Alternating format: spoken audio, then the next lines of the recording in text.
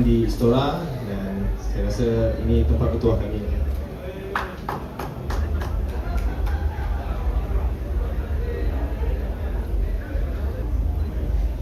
We are grateful we are able to make it today again here in Istora, and thank you for all the support. Yeah. Saya rasa masa first game tu opponent memang bagi tekanan yang sangat kuat pada kami dan saya pun agak tertekan masa permulaan tu, jadi partner saya menenangkan saya untuk second game dan kami boleh comeback lah. Kembangan mereka sangat drastik.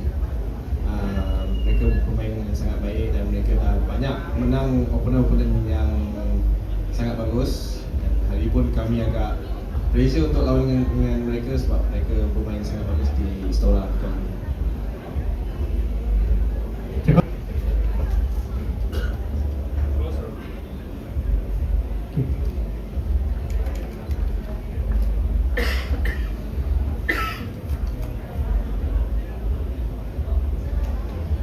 Okay, this one. 3, 2, 1, go.